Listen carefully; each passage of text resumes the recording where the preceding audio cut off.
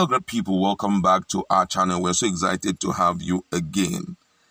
Whenever there is a struggle for independency, you're bound to see saboteurs showcasing themselves in different form. If, for example, Jesus, who had just 12 people and was really against what, the Sadducees and the Pharisees were doing, and before he knew there was, a saboteur among his disciples. How about a group of people? What do you expect?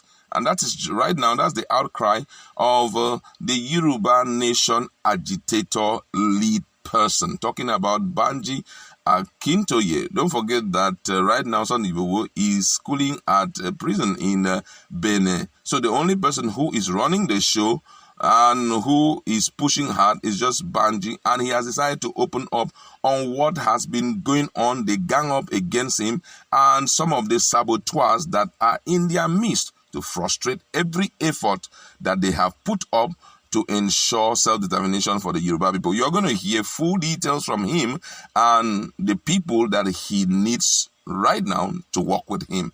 But before we give you full details of all of that, we'd like to encourage you to please subscribe to our channel by clicking on the red subscribe button and also the bell icon so that you get notification anytime we publish.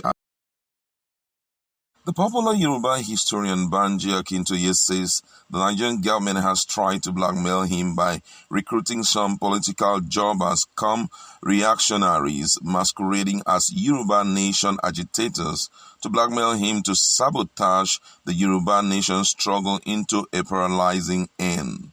Akintoye, who is the leader of the umbrella body of Yoruba self-determination group Ilana Omorua, IOO, said he was credibly informed that the political contractors have been paid in dollars and naira to wage war against him and some of his trusted aides for refusing to compromise against the teeming Yoruba people.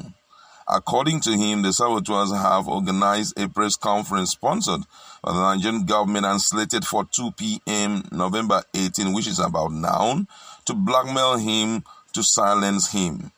Akintoye, however, said all the evil plan of these locusts against him and the Yoruba people shall fail, stating that they are only destroying and building a bad history for themselves.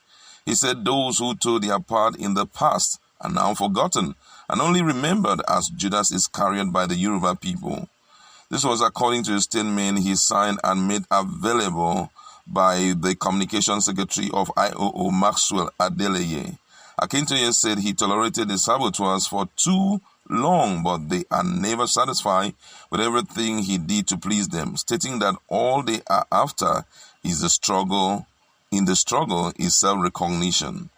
These reactionaries celebrated the invasion of one of my lieutenants, Sunday Adeyemo, Ibowo's house by the Nigerian government. They never wanted the young man to come out of the prison where the Nigerian government is currently holding him in the Republic of Benin. The offense of Sunday Adeyemo is that he has become the face of the struggle, even more prominent than myself. They would grumble that they have been in the struggle for years, and someone who just joined the struggle is now a celebrated hero. I appeal to them to see these as a sacrifice and a battle for our children, but they refuse to listen. The last straw that broke the camel's back was when they refused to release the organization's fund in their possession to be used to add to the fund we wanted to use to pay Igbo's lawyer in the Republic of Benin. We were held to ransom.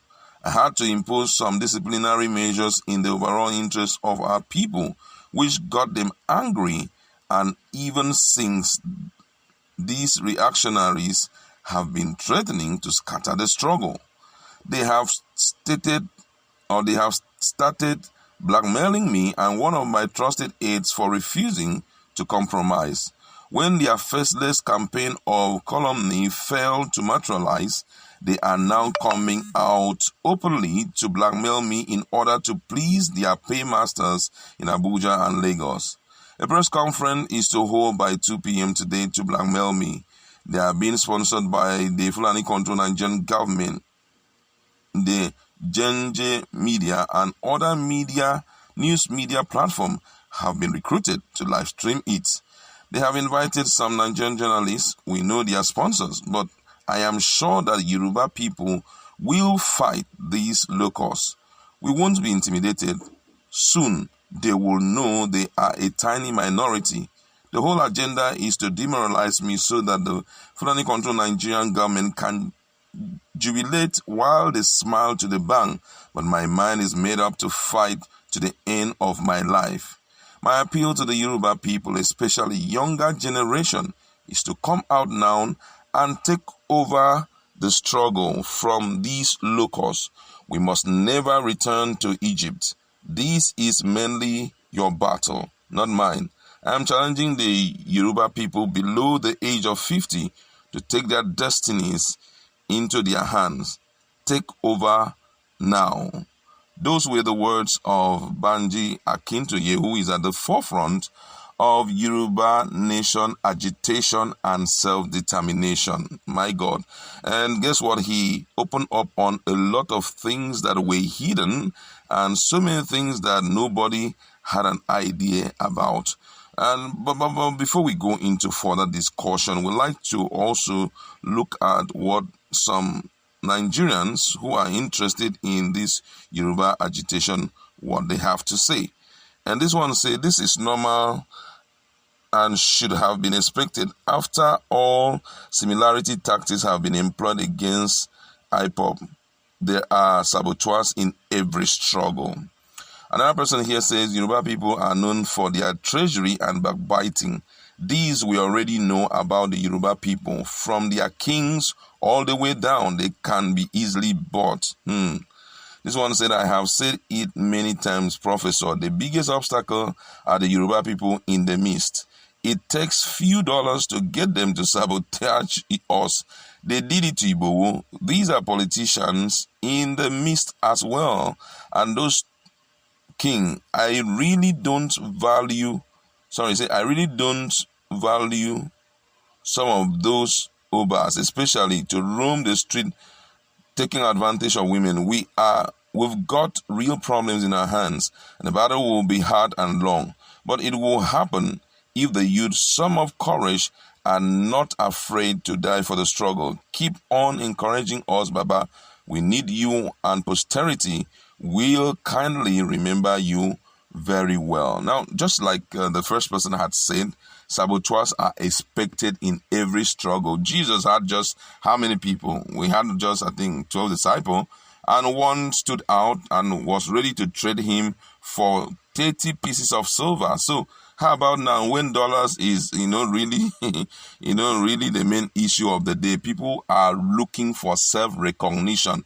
People want to be at the forefront. Anything that will put them at the back office, they don't want to, get involved in such. They want to be at the forefront. And you realize that such people are overly interested in the finances of the organization. You see them every time they're talking about the finances of the organization. And such people, if they are early identified and shifted aside, though most of the time they wear a character that can be so deep, a character that is chameleonic in nature, such that it's difficult for you to easily identify them. But the truth is, when you identify them, it's good you shift them out immediately. It's happening everywhere. We have it also. I've also heard Biafra also discussing it. Now these guys are discussing, and these are the people who do not allow things to go straight. Because if, for example, you have some issues that you want the government to, deliberate on, you want the government to dialogue with you over, and you have saboteurs who will go behind and collect money, automatically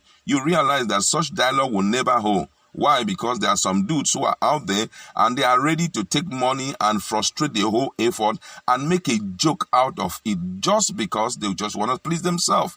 And just like Banji has rightly said, such people has never been remembered for anything good. They eat the money and they go with the money and life continues. So I think at this point, ideally, these guys must be ready to present the truth to the federal government and let them understand their standpoint, that even if we are talking about self-determination, as they have always been saying, we are looking at a situation whereby those things that bite them, those things that put them on their knee is being reviewed and considered. And then from there, we can start running the show. You understand? But to say, be depending on people, they'll give you, and guess what? it is yet to be fully unveiled. I mean, other saboteurs, they are still there, hiding. And their purpose is to make sure that the struggle doesn't work. So it's really, really a serious situation here in there. And, that had always been the attribute of, struggle, especially when it has to do with, certain classes of people, who come in to pretend and all of that. I'd like to leave it. They go to our comment section. Let's interact. What's your position about the standpoint of Banji and what he had opened up to the society about